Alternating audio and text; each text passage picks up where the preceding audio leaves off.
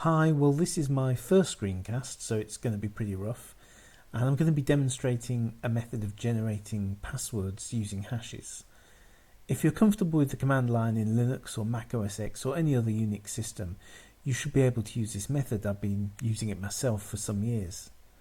So most Unix systems have a couple of programs to generate hashes. There's MD5sum,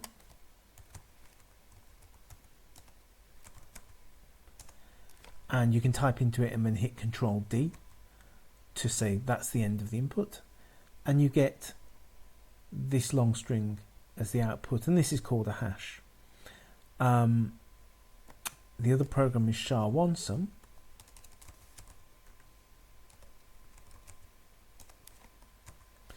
and it uses a different hashing algorithm and produces a longer output string. And this hash string is unique to a given input. For the same input, it'll always produce the same output. But if you change even one letter in the input, you'll get a radically different hash in your output. So I use this to generate strong passwords. I've got a password that I remember. It should be stronger than that. That's just an example one. So, come up with a stronger password than that. But I then expand it out to what I call the hash word, which is I use the hash of my password as the actual password when I log into a website. Now there's another thing. We're always told that we should generate unique passwords, or that we should have unique passwords for every website we visit. And that's easy to do with this scheme, because all you have to do is include the website name. So imagine a website called example.org, and our password concatenated together. This gives me a unique, strong password for every website I use, without me having to remember a unique password for every website I use. Now, there's a couple of minor issues using this supplied hashing program, and one of them is that because it encodes the output in hexadecimal, which is only numbers and a few letters A to F at each position, the output string tends to be quite long, and some passwords impose, and some websites impose an upper limit on the length of password that you can use on the website. And also that the whole Control D thing is a little fiddly. So you could write, if you're handy with Python or whatever it is that's cool these days, you could write your own program that reads in lines that you type and base64 encodes them. Or you could use a program of mine that I've already written called hashrat. It's available at GitHub, github.com/Padgett hashrat. You can clone it out of there, compile it and install it on your system. If you're using Debian or Ubuntu, it should be in the package repositories somewhere, so perhaps you'll be able to use your package manager to install it. But if not, you can clone it out of GitHub and install it that way. And what hashrat gives you is the -lines option that allows you to type in just a line, hit enter, and it will hash that line. And the -64 option, which base64 encodes the output.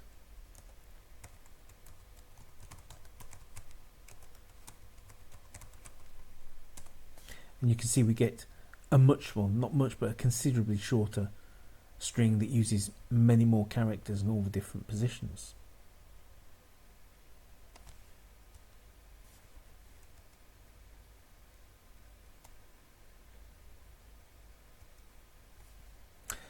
There's a couple of other features to hashrat that might be worth mentioning. If you're worried about shoulder surfers, you can use star input.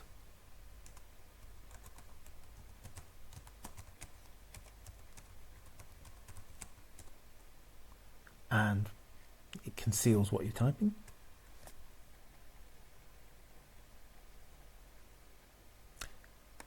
There's alternative options to base 64.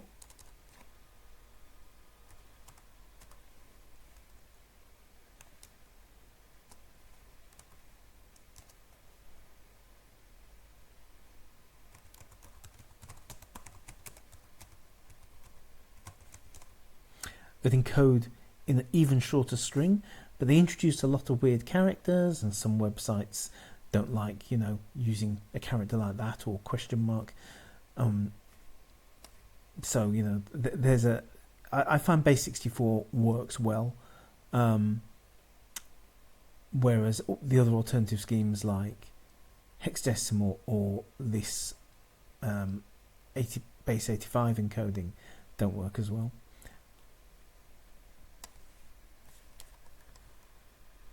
And there's even the option of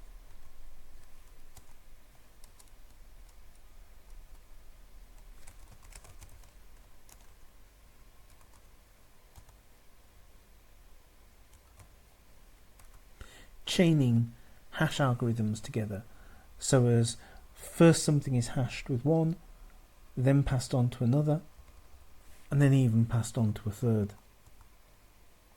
Let's go for Whirlpool and ending up at MD5. And you can't really tell, but let's have base 64 encoding.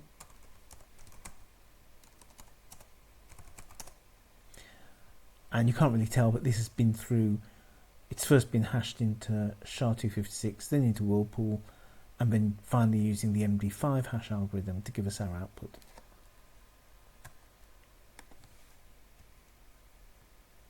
Okay, so that covers what the method is. Now I'm going to go into what this method gives you. And I think most people still imagine that the threat to their password is someone guessing it, or someone writing a script that connects to a website and just tries logging in with all the possible passwords. And even a moderately strong password will keep you safe from this level of threat. But the real threat these days is that websites are constantly getting hacked into and having their password database stolen. And you can get some idea of the situation by going to a website called haveibeenpwned.com.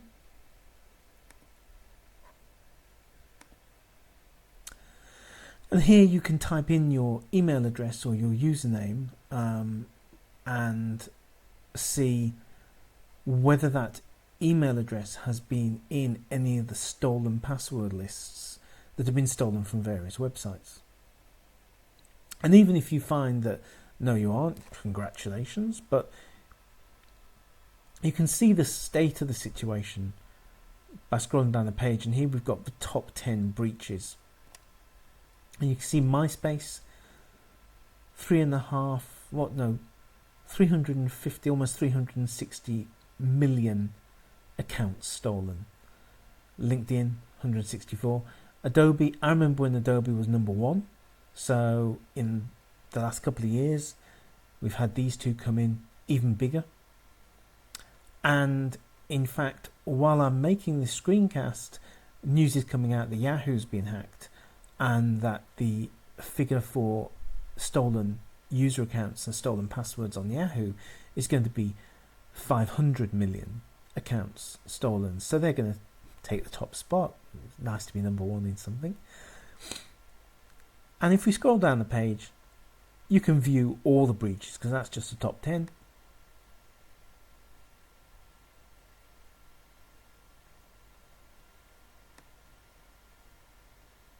And you can see there's a lot of websites that have been broken into, and this is by no means all of the websites. This is just all of the breaches that have happened. This is just the big public ones for which the password database has become publicly available, and haveibeenpwned.com to take that information and search against it. Here you see the infamous Sony breach. Likely the number of compromised websites is much higher than this. There's so many that people don't even realise have been hacked. Consider the Yahoo breach, which is now just becoming news towards the end of 2016. Apparently it happened in 2014. It's taken until now for anyone to realise that Yahoo had its password details stolen. So in this situation, someone breaks into a website, they steal the password database, and then there's two possible situations that come as a result of that.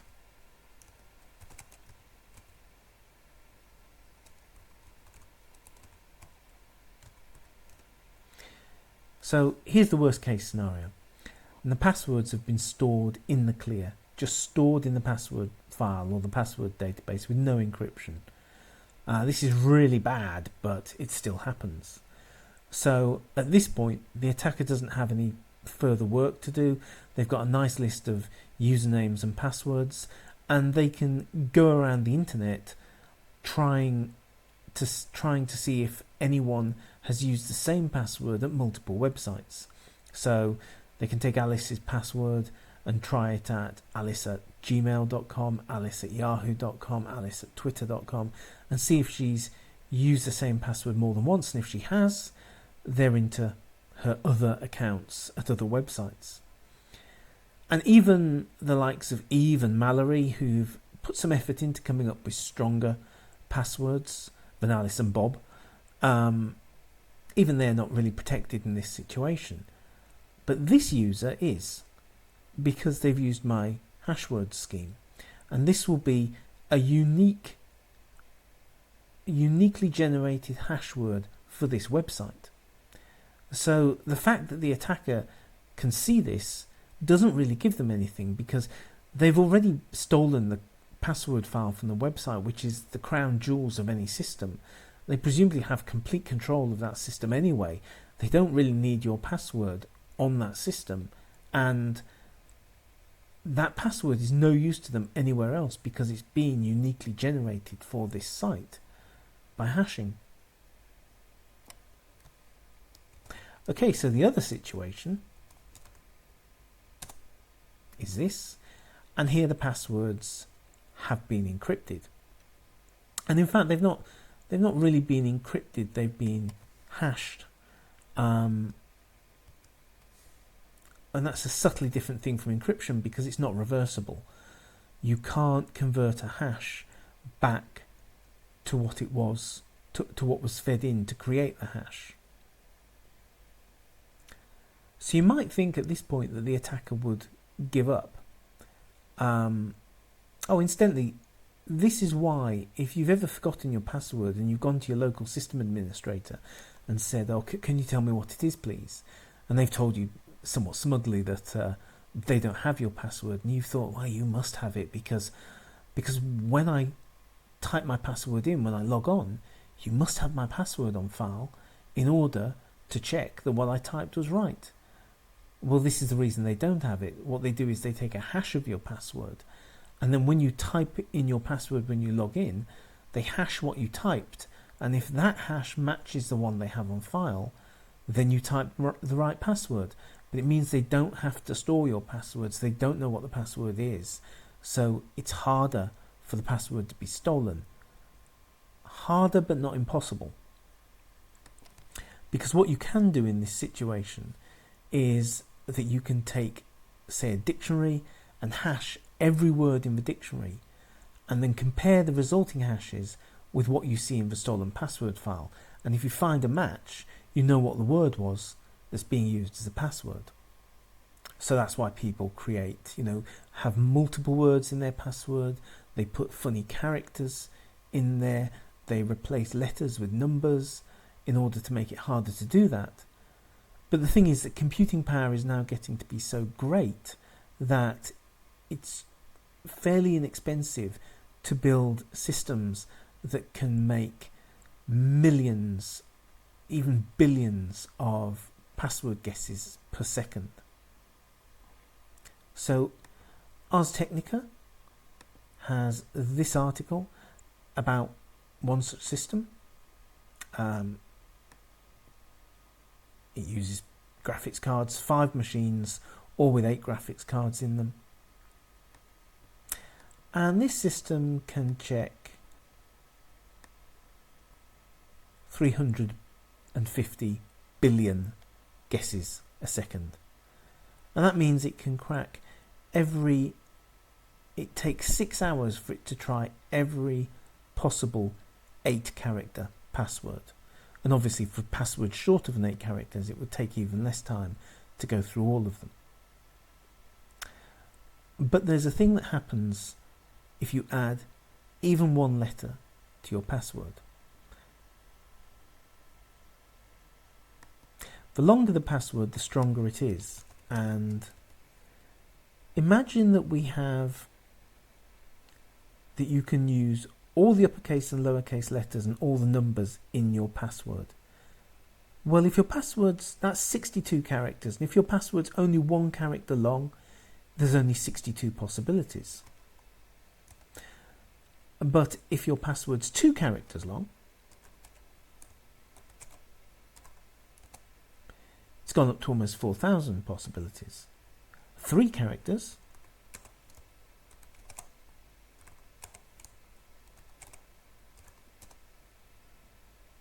what's that? Almost 300,000. And when we hit 4 characters,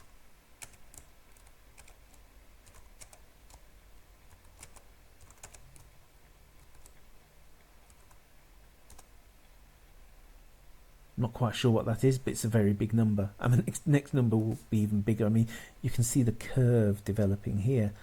So even adding 1 more letter to your password makes it much, much, much harder to crack. And if you want to get a feel for this, for how strong your password is, go to Steve Gibson's grc.com and look for a page called Password Haystacks.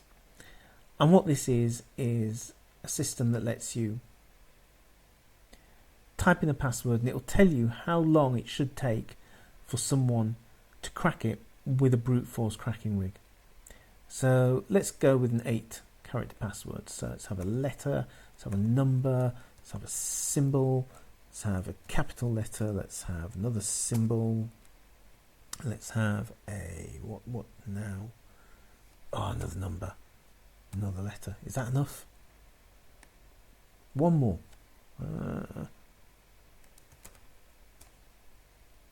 Right, so we've got an 8-character password here. And these are the figures for different attack scenarios. Now, the online attack scenario basically means connecting to a website and just trying to log in lots and lots of times, trying different passwords. And they're assuming 1,000 guesses per second. And I think there's very few websites that will let you do that. Pretty quickly, they'll start penalising you. They'll start realising what you're up to. And they might lock the account or otherwise prevent you from just churning away, trying guesses.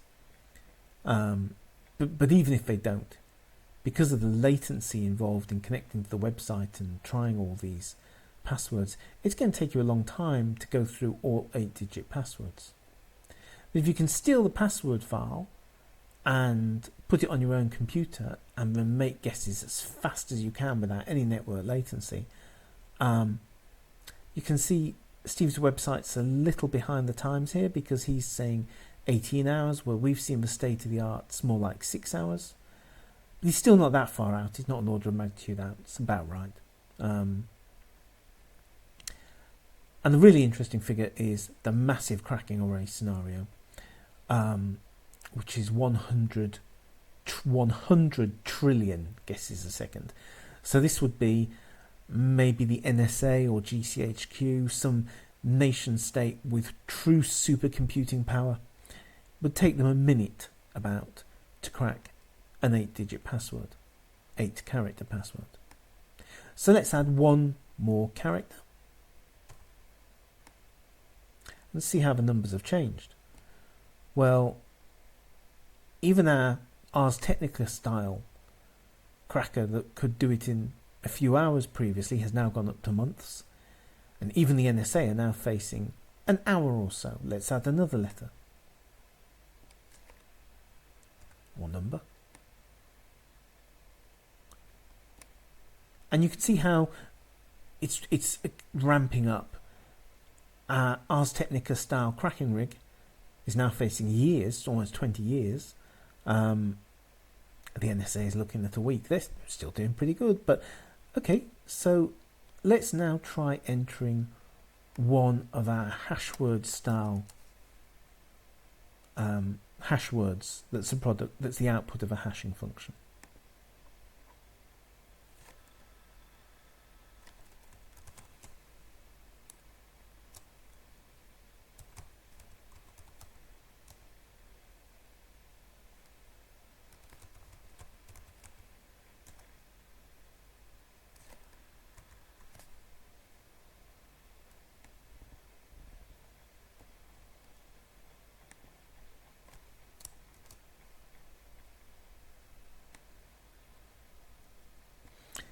And you can see we've got a fair margin of safety here, even for the super powerful, the NSA supercomputer.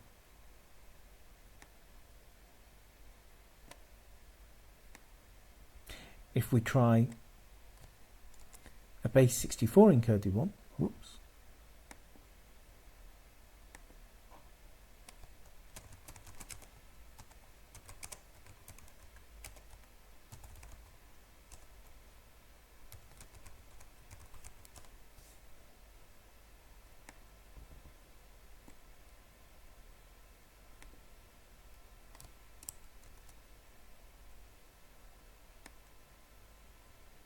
Again, we have this nice margin of error that even if Steve's underestimating the NSA's power, let's say that he's underestimating how fast a nation-state attacker can crack passwords by 1,000,000 times.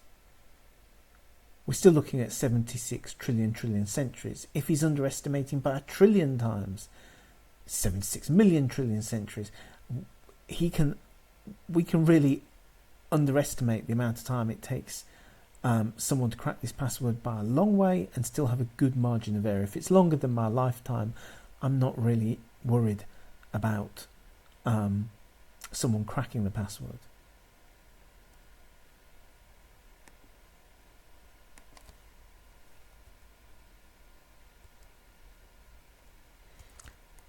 So finally, using this method, there's nothing stored on disk.